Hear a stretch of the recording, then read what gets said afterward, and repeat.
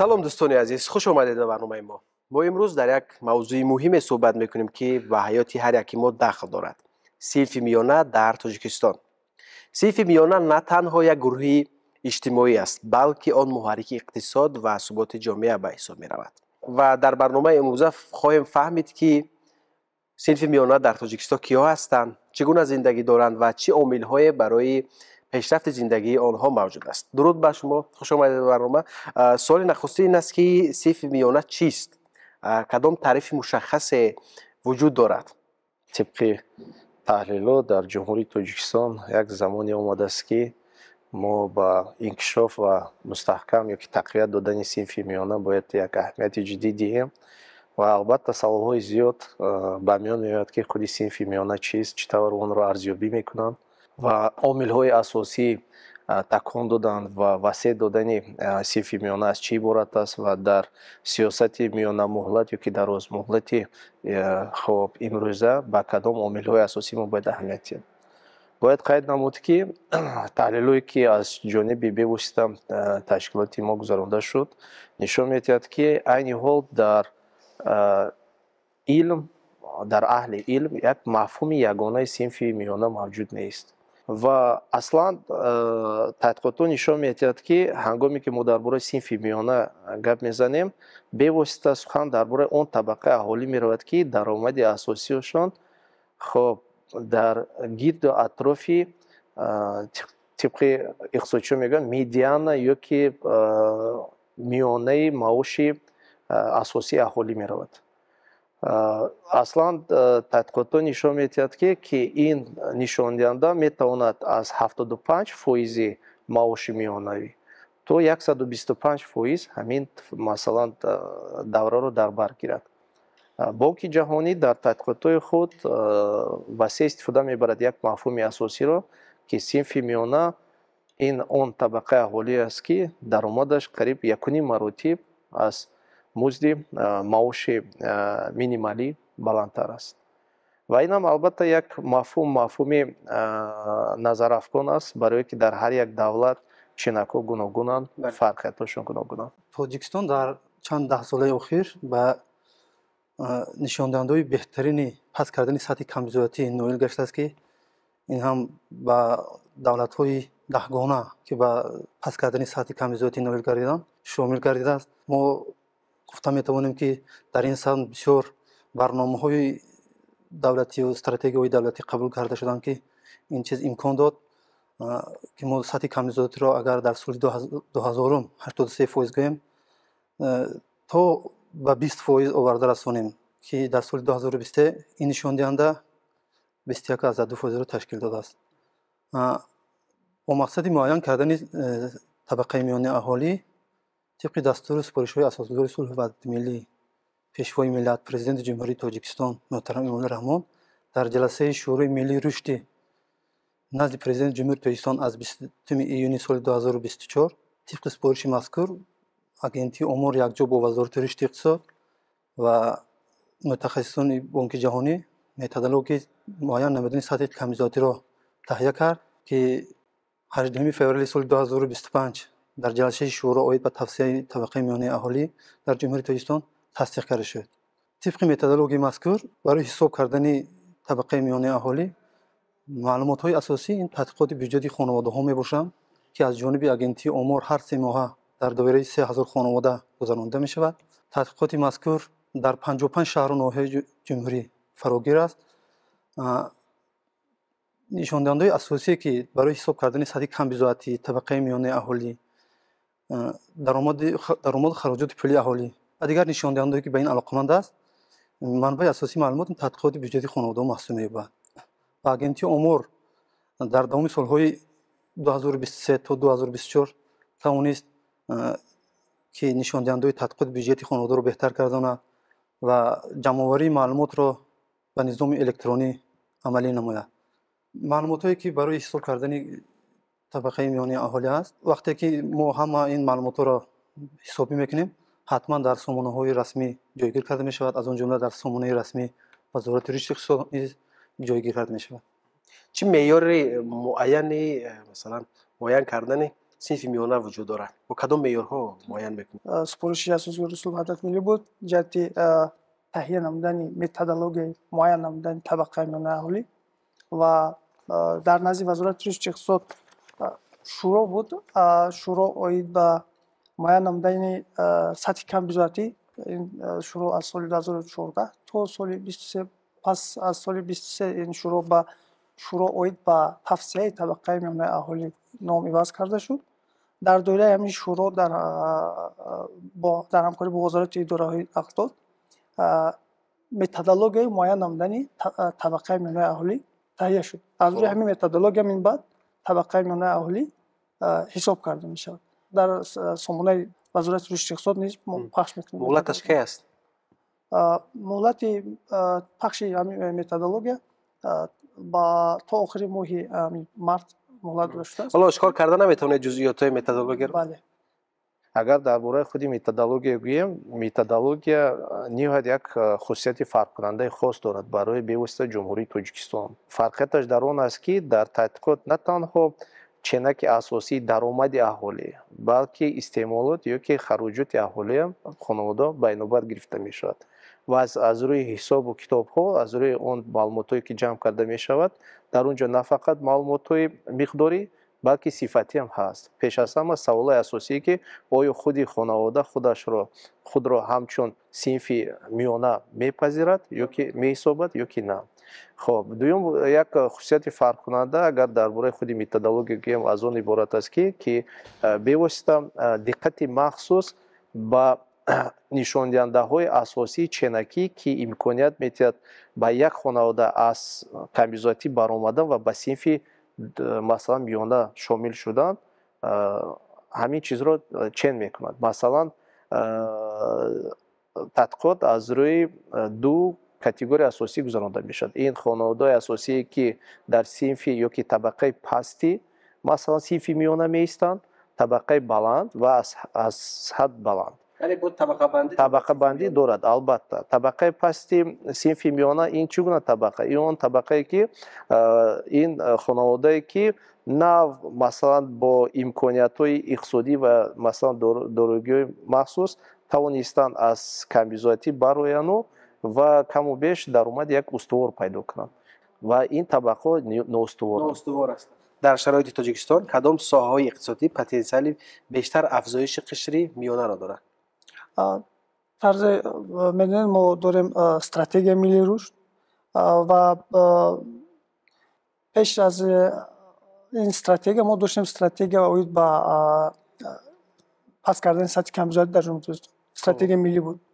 این برای سال 2007 2015 بود و در استراتژی چون می‌دونید 4 هدف دارد و یکی از هدفی اساسی که همه وقت ما تاکید کردیم این صنعت‌گرایی با سرعت است تا سال 2030. بله استراتژی مسئول تا سال 2030 است. استراتژی که پیش از این گفتم برای سال 2007 2015 پس کردن سطح کمزوری. استراتژی که برای تا سال 2030 است این استراتژی ملی رشد جمهوری اسلامی باشه. خب و 4 هدف چون میگه 4 هدف داره. یکی از هدف‌هاش صنعت‌گرایی با سرعت است. صنعت‌گرایی که میتواند یکی از سمتی باشد که تاثیر رساند به زیاد کردن طبقه میانه اهالی. عموما برای رسیدن به این هدف برنامه میانه مهلت روانه شده است. یکم مرحلهش طور تطبیق شد. مرحله دومش چه نتیجه داد؟ مرحله اول اولی استراتژی مسئول برنامه 16 و 20 برنامه ملت رشد جمهوری اسلامی برای سال 16 و 20 می باشد و چهاربینی‌هایی که در برنامه مذکور پیش بینی شده بود قریب پورا تطبیق شدند و چون که میدونید یکی از هدف‌های دیگر این مثلا میگیم برآمدن از بنبست کمیونیکاسیونی و بسیار راهک شده است. یعنی با شدن راه‌های هم باعث به اون میشود که مثلا صنف میانه بیشتر شود. البته محصولات بیشتر مثلا محصولات بیشتر و گردش شود و سودا نیز در نتیجه میتواند درست کند که عموما نمیتونیم گفتن که یک ساحه عمیق میتواند که صنف میانه زیاد کند. айни ҳол хоб худи консепсияи асосии синфи миёна дар гирди атрофи як мафҳуми асосӣ ки аз ҷониби худи ташкилоти байналмилалӣ меҳнат пазируфта шудааст, ҳамчун шуғли арзанда, ҳамчун даромади арзанда, хоб шуғли пурмаҳсул тоб мехӯрад.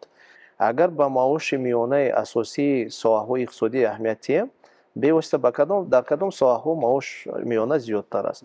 Якумаш ин соҳаи истихроҷ, азбаски дар ҷумҳурии Тоҷикистон ин соҳа хеле рушд ёфта истодааст ва бевосита имконияти даромадакӣ баланд дорад. Дуюмаш ин соҳаи бонк, соҳаи молия ки дар онҷо аз истифодабарии технологияҳои муосири иттилоотӣ барои пешкаш намудани хизматрасонӣ ва фаро гирифтани технология хеле васеъ аст. Ва сеюм ин албатта телекоммуникатсия. Ин се соҳаи асосӣ, албатта дигар соҳаҳо ҳам ҳастанд, лекин ин се соҳаи асосӣ бештар аз рӯи маълумотои оморӣ хоб имконияти ба даст дар овардани даромади миёнаи болотар доранд. Ва аллакай бо такон ва тақвият бахшидани имкониятҳои рушди ҳамин соҳаҳо мо метавонем аллакай синфи миёнаро бо васиътар ташкил кунем бо роҳи пешкаш намудани хоб ҷойҳои корӣ маоши баландтар. худи қишри миёна барои рушди зиндагии худ, барои пешрафти худ чӣ кор карда метавонад? қишри миёнаи аҳолӣ бояд ки ҷойи кори муносиб бояд пайдо кунанд. яъне таҳсилоти олии касбӣ ё миёнаи касбӣ бояд дошта бошанд. тавонанд ки барои худ ва оилаи худ бояд ки аҳли хонавода ба ҳамин муттаҳид бошанд, ба таҳсилот фарогир бошанд, дорои даромади устувор дошта бошанд. Яке аз омили асосии ташкил ва рушди синфи миёна ин бо фаъолияти соҳибкорӣ машғул шудани аҳолӣ мебошад. Азбаски ин аст яке аз роҳҳои барои ба даст дар овардани даромади устувор, чӣ тавре ки устоди азизи мо қайд карданд. Ва дар ин ҷо албатта ҷустуҷӯи имкониятҳои барои ташкили манбаъҳои иловагии даромад барои худи аҳолӣ хеле муҳим аст. Мана як мисоли оддиро ман ба шумо пешкаш мекунам. тадқиқоти худи бюҷети хонавода нишон медиҳад ки даромади байни аҳолие ки дар шаҳр зисту зиндагонӣ мекунад ва деҳот фарқияташ тафовуташ хеле калон аст. Аммо нисбат ба аҳолие ки дар шаҳр зиндагӣ мекунад, аҳолии деҳот боз баъзе потенсиал ва бойгарии маҳз алоҳида дорад, аз ҷумла замин, хонавода ва имконияте ки масалан бо машғул шудан кишоварзӣ ё ки дигар фаъолияти иқтисодӣ. Лекин то чӣ андоза бо гуфти шумо ҳамин потенсиал самаранок истифода бурда мешавад, ин як саволи алоҳида аст. Аз ҳамин нуқтаи назар барои он ки ин табақаҳои қишрҳо фаъолтар имкониятҳои асосии худро масалан барои машғул шудан ба фаъолияти соҳибкорӣ ё ки дигар фаъолияти иқтисодие ки даромад меорад пеш раванд, дар ин ҷо як муҳити алоҳидаи дастгирии худи ин табақа бояд ташкил карда шавад. худи шуғли пурмаҳсул чӣ нақш дорад? шуғли пурмаҳсул ин чӣ гуна шуғл аст? Ин шуғл аст ки дар натиҷаи он шахс метавонад ба даст дарорад як даромади арзанда ки аз ҳисоби ин даромад худаш ва оилааш аз масалан вазъи душвории иқтисодӣ мебарояд. Ва дар натиҷа худи ташкил намудани шуғли пурмаҳсул ин аллакай имконияти барои ташкил намудани табақа ё ки синфи миёнаӣ мебошад, ба ҳисоб меравад. кадом омилҳо ба тағйирёбии андозаи синфи миёна оварда мерасонад? буҳронҳои иқтисодӣ бошад, офатҳои табиӣ, вазъи иқтисоди ҷаҳонӣ ё ки дохилӣ метавонад ба табақаи миёна аҳолӣ таъсир расонад. ва албатта ки дар тамоми ҳамин методология ва чен намудани ҳамин табақаи миёна аҳолӣ чиз пешбинӣ шудааст, аз 5 то 10% эҳтимолияти табақаи миёна аҳолӣ дучор шудан боз ба камбизоатӣ дар методология пешбинӣ шудааст. ва чуне ки устод қайд карданд, худи табақаи миёна аҳолӣ дорад се табақа дорад ва табақаи осебпазираш албатта ин табақаи сеюм аст ки нав аз камбизоатӣ ба табақаи миёна гузаштааст ва осебпазир аст ва дар натиҷаи чунин омилҳо метавонад ки боз ба камбизоатӣ баргардад. умуман ҳадафи олии стратегияи миллии рушди ҷумҳурии тоҷикистон ин баланд бардоштани никоҳаволии ҷумҳурии тоҷикистон мебошад ва сипас 4 ҳадафи дигар равона шудааст ва дар тамоми барномаву стратегияи тамоми ҳуҷҷатҳои ба нақшаги стратегӣ маҳз ба ҳамин равона шудааст ки никоҳаволии мардум. бале ман боз ҳам мехостам як диққати шумо як омили дигар ба аҳамият ҷалб кунам. ин хароҷотҳои бюҷетӣ ва нақши он бевосита дар баланд бардоштани синфи миёна. яке аз иқдомҳои масалан хуби ҳукумати ҷумҳурии тоҷикистон ин ҳаммасала баланд бардоштани музди маоши аҳолӣ ба ҳисоб меравад ки тибқи нишондиҳанда ва худи хулосаҳои баъзе мутахассисон аллакай яке аз омили пешбарандаи тавсиякунандаи табақаи миёна ба ҳисоб меравад. хароҷотҳои бюҷетӣ нишон медиҳад ки тамоми табақаҳои аҳолӣ аз ин масалан афзоиши музди маош, хароҷотҳои иҷтимоӣ, нафақа ва дигарро албатта як манфиати махсус мегиранд. ин аз он далел медиҳад ки ҳукумати ҷумҳурии тоҷикистон ниҳоят хуб вазифаи асосии иқтисодӣ ва иҷтимоии худро дар назди табақаҳои гуногуни аҳолӣ бевосита табақаҳои осибпазир иҷро намуда истодааст ва аз ҷумла баланд бардоштани музди маоши пасти минималӣ ки ба афзоиши маоши медианӣ ё ки миёнаи аҳолӣ оварда мерасонад ва бевосита тавсия намудани синфи миёна. барои татбиқи барномаи миёнамиллати рушди ҷумҳурии тоҷикистон ҳастанд барномаҳои соҳавӣ ва барномаҳои сатҳи маҳал равона шудаанд ки то ин ки барномаи миёнамиллати рушди ҷумҳурии тоҷикистон татбиқ шавад ва дар ҳар як соҳа ба барномаҳои гуногун умуман дар ҷумҳурии тоҷикистон беш аз 231 ҳуҷҷатҳои ба нақшагири стратегӣ татбиқ шуда истодааст ва муҳлати бештари ин ҳуҷҷатҳои ба нақшагири стратегӣ ин дар соли 25 ба анҷом мерасад ва аз натиҷаи сабақҳои омӯхта дар давоми татбиқшавии марҳилаи дуюми барномаи миёнамиллат боз таҳия мешаванд ҳуҷҷатҳои ба нақшагири стратегӣ барои 5 соли миёна. хуб аслан дар кадом минтақаҳои тоҷикистон синфи миёна бештар рушд кардааст?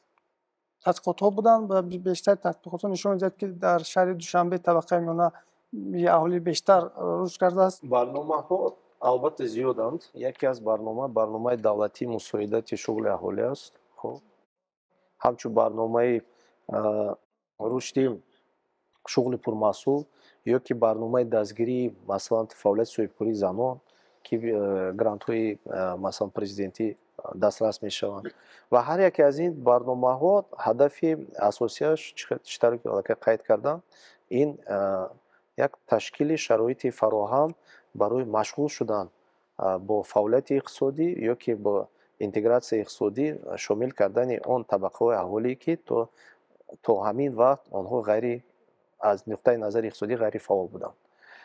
лекин бояд қайд намуд ки ҳар як барнома қадам ба қадам нақши созандаи худашро дар ҳамин тавсия намудани табақаи миёна мегузорад.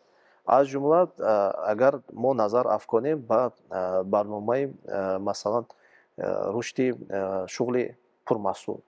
аз нуқтаи назари барномаи рушди шуғли пурмаҳсул ҳадафи асосӣ дар он аст ки мо тавонем қадам ба қадам имкониятҳои барои дастрасии шаҳрвандон ба масалан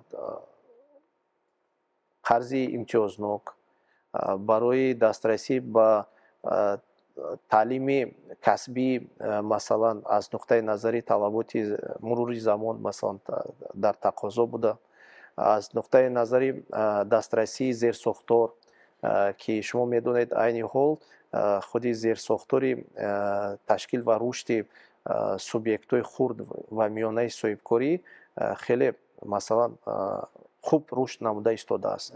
ин технопаркҳо, ин як аз ҷумла баъзе ассотсиатсияи асосӣ ки имконияти бо ташкил ва пешбурди фаъолияти иқтисодии соҳибкорӣ машварати махсуси алоҳида метиҳанд ва дастгирӣ менамоянд. ва дар маҷмӯъ агар ки гӯем ҳар яке аз барнома албатта масалан нақши худашро мегузорад. Дар доираи барномаи мусоидати шуғли аҳолӣ аҳамияти ҷиддӣ дода мешавад ба табақаҳои осебпазир ки дар доираи он квотаҳо дода мешавад бевосита ба маюбон, занҳо, маюбон, умуман табақаҳои осебпазире ки якчанд категорияи асосие ки ба ин табақаҳо шомил. худи инсонҳо бояд чикор кунанд барои он ки масалан зиндагиашон пеш равад, масалан дар синфи миёна боқӣ бимонанд ё ки аз синфи миёна болотар раванд ё ки масалан ба камбизоатӣ рӯ биёранд, ба худи инсонҳо чӣ тавсия дода мешавад? дар ҷумҳурии Тоҷикистон барои паст кардани сатҳи камбизоатӣ бисёр корҳои назаррас анҷом дода шуданд. Дар ин самт барномаву стратегияҳои давлатӣ саривақтӣ қабул кардам. ҳамчунин барои паст шудани сатҳи камбизоатӣ суръати рушди иқтисодӣ ки аз соли 2000 то инҷониб ба ҳисоб миёна 7% ташкил медиҳад таъсири худро гузошт. сатҳи камбизоатӣ ки дар соли 2000 83% буд то 21.2% соли 2023 оварда расид ки нишон диҳанда ҷумҳурии Тоҷикистонро ба кишварҳои даҳгонаи кишварҳои ки дар самти паст кардани сатҳи камбизоатӣ ноил гардиданд шомил гардид. боз мегардам ба саволи шумо, аҳолӣ чӣ бояд кард? боз тадқиқотҳо нишон медиҳад ки аҳамияти асосӣ бояд ба баланд бардоштани фарҳанги молиявӣ дода шавад. Азбаски фарҳанги молиявӣ ин яке аз роҳ ё ки масалан консепсия ё ки усулам гӯем хато намекунам, яке аз консепсияи асосӣ мебошад ки барои хонавода ё ки шахс идора кардани сатҳи даромад ва хароҷоти худро як имконияти хуб медиҳад ва аллакай исбот карда шудааст. Он масалан табақаҳои аҳолие ки он хонаводае ки аз нуқтаи назари фарҳанги молиявӣ устуворанд ё ки иқтидори баланд доранд, албатта ин гуна оилаҳо камтар ба камбизоатӣ дучор мешаванд. донишҳои молиявӣ доранд. Албатта донишҳои молиявӣ пешгӯӣ карда метавонад, масалан аз даромад то даромад, аз хароҷот то хароҷот ва дар ҳар як пешгӯӣ масалан дониши кофӣ ё ки лозим аст. Ин як қисми масалан ҷавоб. Қисми дуюми ҷавоб албатта ин омӯзиши технологияҳои муосир. Тенденсияҳои бозори минтақавӣ нишон медиҳад, мана айни ҳол бинед технологияҳои иттилоотӣ чӣ хел васеъ фароҳам, масалан ҳар гуна соҳаҳои иқтисодии моро фаро мегиранд. Ин пеш аз ҳама омӯзиши зеҳни сунъӣ, нейрошабакаҳо, IT, киберамният ва дигар чизҳо. Дар ҳар як соҳа бе ин технологияҳо масалан ягон қадами нахуз гузошта намешавад. баъзе мушоҳидаҳо нишон медиҳанд ки масалан онҳое ки донишҳои рақамӣ доранд, на танҳо онҳо масалан дар бозори Тоҷикистон харидор доранд, балки берун аз Тоҷикистон низ талабот барои онҳо зиёд аст. Масалан баъзе марказҳое ки ба худи аҳолӣ донишҳои масалан рақамӣ меомӯзонад, худи ҳамун масалан ташкилотҳо баён мекунанд ки аз хориҷи кишвар барои мо масалан муроҷиат мекунанд ки ба мо мутахассис пешниҳод кун. яъне вақте ки донишҳои масалан муосиро техникиро аз худ мекунанд, дар бозори ҷаҳонӣ низ онҳо харидор пайдо мекунанд ки албатта ҳатто мешавад ки дар дохили хона низ нишаста масалан замоне омадааст ки мо аз консепсияи истифодабарии бойгариҳои табиӣ ба консепсияи пешкаши хизматрасониҳои зеҳнию маҷозӣ гузарем. Мана як мисоли оддӣ Сингапур масалан бойгарии табиӣ нест, лекин яке аз давлатҳое мебошад ки дар он ҷо синфи миёна хеле васеъ аст, масалан даромади арзанда хеле баланд аст. аз кадом ҳисоб? аз ҳисоби он омилҳое ки шумо номбар кардед. ташаккури зиёд, хуш омадед ба барнома. хаста набошед. ва дӯстони азиз, мо ҳамин ҷо ба интиҳои барномаи нуқтаи назар расидем. ёдовар мешавем ки мо дар ин барнома роҷеъ ба вазъияти синфи миёна дар Тоҷикистон суҳбат кардем. мутмаинем ки ин барнома барои шумо писанд омад, аз он барои худ ғизои маънавӣ гирифтед. ба шумо рӯзгори хуш таманно дорем. то дидори дигар, сарбаланд бошед. хайр.